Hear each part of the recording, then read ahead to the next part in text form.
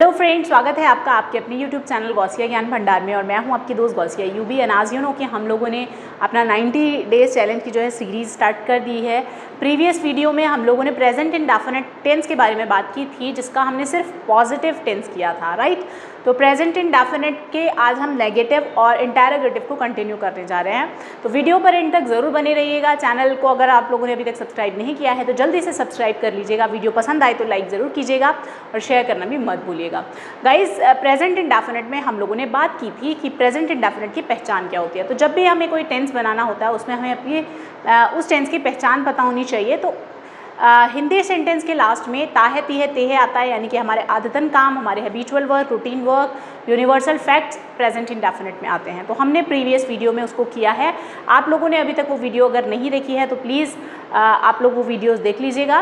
तो आगे चलते हैं। आज हम लोग नेगेटिव के बारे में बात करेंगे, ठीक है। तो नेगेटिव टेंस में क्या होता है, हम लोग हेल्पिंग वर्ब का यूज़ करते हैं, ठीक है। प्रेजेंट इंडेफिनिट का पार्ट 2 कर रहे हैं, यानी कि नेगेटिव सेंटेंसेस हम लोग सीखेंगे आज यहाँ पर। तो सबसे पहले रूल की बात कर लेते हैं, कैसे बनेगा ये सेंटेंस। सबसे पहले सब्जेक्ट लगाएंगे, देन आफ्टर हम लोग जो है हेल्पिंग वर्ब का यूज़ करेंगे। यहाँ पर हम लोग डू या डज का यूज़ करेंगे एज अ हेल्पिंग वर्ब। उसके बाद हमें नॉट लगाना है एंड देन वर्ब की first form and then object. तो अब डू या डज दो ऑप्शंस मिले हैं, तो हमें याद रखना है डू किधर लगेगा और डज किधर लगेगा, ओके।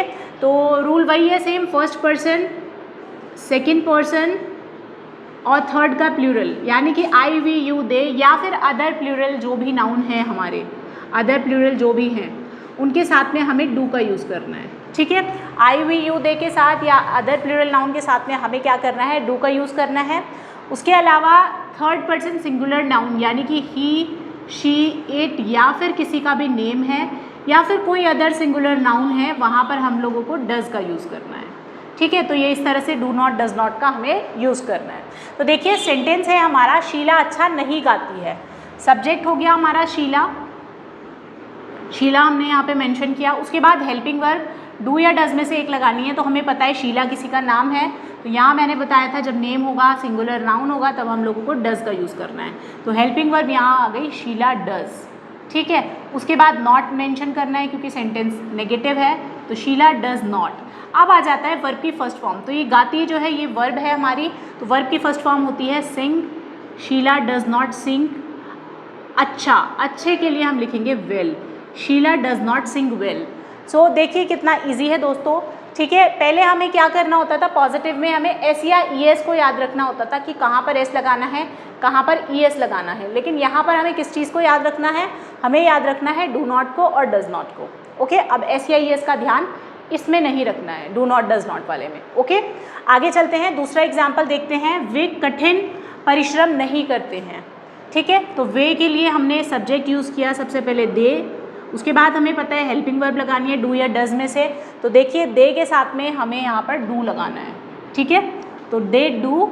उसके बाद नेगेटिव है इसीलिए डू लगा रहे हैं हम लोग, तो इसलिए नॉट भी लगाना पड़ेगा। तो दे डू नॉट। अब क्या लिखा है, कठिन परिश्रम। तो कठिन परिश्रम को क्या कहेंगे, अब करने के लिए अलग से नहीं लगाएंगे कि they do not do work hard, ठीक है।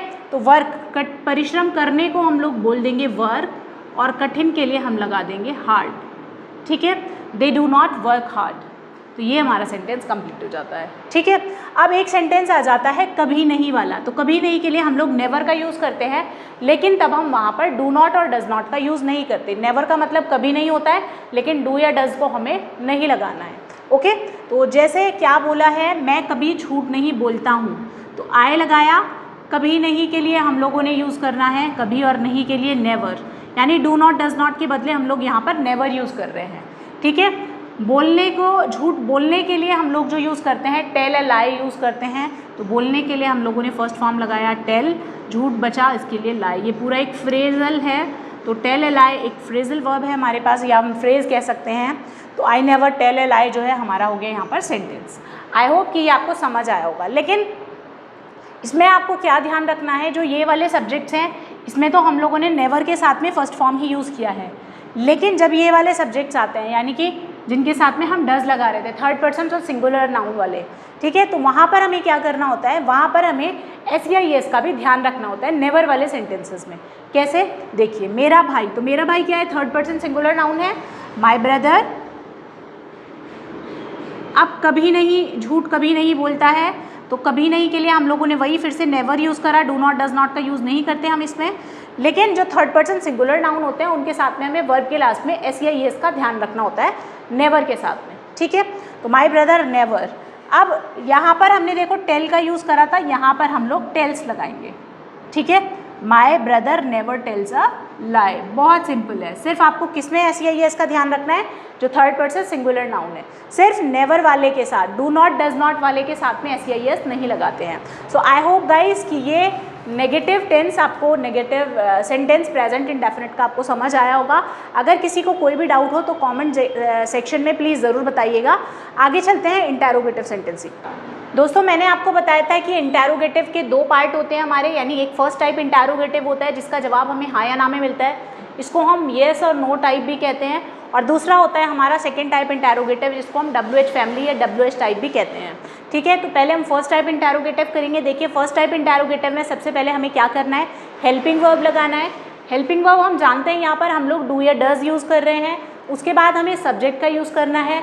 आफ्टर दैट हम लोग अगर सेंटेंस में नॉट भी आ रहा है, यानी अगर सेंटेंस इंटेरोगेटिव नेगेटिव है तब हम नॉट ऐड करेंगे, अदरवाइज इसको स्किप कर देंगे, ओके। उसके बाद वर्ब की फर्स्ट फॉर्म लगानी है, देन ऑब्जेक्ट, और उसके बाद क्वेश्चन मार्क लगाना ज़रूरी होता है इंटेरोगेटिव सेंटेंसेस में, ओके। तो एग्जाम्पल है, क्या वह चावल खाती है। तो देखिए क्योंकि हमारे पास सब्जेक्ट क्या है वह, इसलिए हम यहाँ पर हेल्पिंग वर्ब क्या यूज़ करेंगे, डज। तो पहला ऑप्शन हमें दिया है हेल्पिंग वर्ब यूज़ कर रहे हैं हमें, तो सबसे पहले हमने डज लगाया क्योंकि सब्जेक्ट क्या है हमारे पास वह है, ठीक है। उसके बाद सब्जेक्ट आता है, सब्जेक्ट है शी, वह लड़की है क्योंकि यहाँ पर, इसलिए हमने शी मेंशन किया। उसके बाद नेगेटिव नहीं है, देखिए इसमें नॉट दिया है लेकिन यहाँ पर नहीं है, तो इसलिए इसको हमने स्किप कर दिया। तो डज शी, उसके बाद वर्ब लगानी है, खाने के लिए ईट यूज़ करेंगे। तो डज शी ईट, क्या खा रही है वो, चावल, क्या वह चावल खाती है, तो does she eat rice, okay. देखिए कितना इजी है, डज शी ईट राइस। अगर यहाँ पर होता क्या वह चावल नहीं खाती है, तब हम यहाँ कैसे बनाते हैं, डज शी नॉट। हमेशा सब्जेक्ट के बाद नॉट लगाते हैं इंटेरोगेटिव नेगेटिव में, ओके। तो does she not eat rice हो जाता। नेक्स्ट सेंटेंस की तरफ चलते हैं, क्या वे रोज़ स्कूल नहीं जाते हैं। नेगेटिव का एग्जाम्पल लिया है मैंने, तो इंटेरोगेटिव नेगेटिव है ये हमारा। तो सबसे पहले हेल्पिंग वर्ब यूज़ करेंगे डू, क्योंकि यहाँ पर वे है, वे मतलब एक से ज़्यादा है, तो यहाँ पर हमें डू का यूज़ करना है। तो डू दे, सब्जेक्ट आ गया। उसके बाद मैंने बताया था सब्जेक्ट के बाद ही नॉट लगाना है अगर सेंटेंस में नॉट आता है तो डू दे नॉट। अब क्या लगाएंगे, वर्ब लगाएंगे, वर्ब की फर्स्ट फॉर्म, जाने को हम कहते हैं गो, कहाँ जाते हैं, स्कूल की बात हो रही है, do they not go to school. अब बचा है हमारा रोज़, यानी कि या तो एवरी डे बोलेंगे या आप इसको डेली लिख सकते हैं, क्वेश्चन मार्क लगाना ज़रूरी है, do they not go to school daily, okay.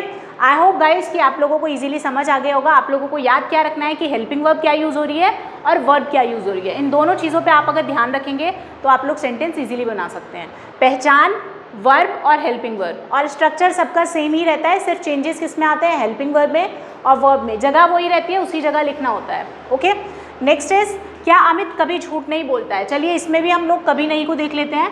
तो यहाँ पर हमें बिल्कुल भी एस या ईएस को ध्यान नहीं रखना है, सिर्फ हेल्पिंग वर्ब पे फोकस करना है। तो अमित क्योंकि सिंगुलर है इसलिए हमने डज का यूज़ किया, डज फिर सब्जेक्ट लगाया अमित।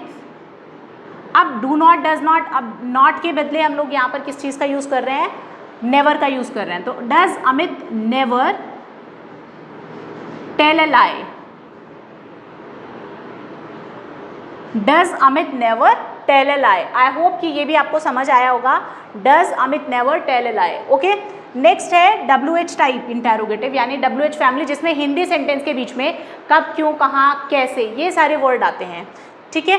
तो देखिए सबसे पहले हम लोग WH वर्ड का यूज़ करेंगे, बाकी स्ट्रक्चर वही जो ऊपर फर्स्ट टाइप इंटेरोगेटिव का था वही सेम रहता है।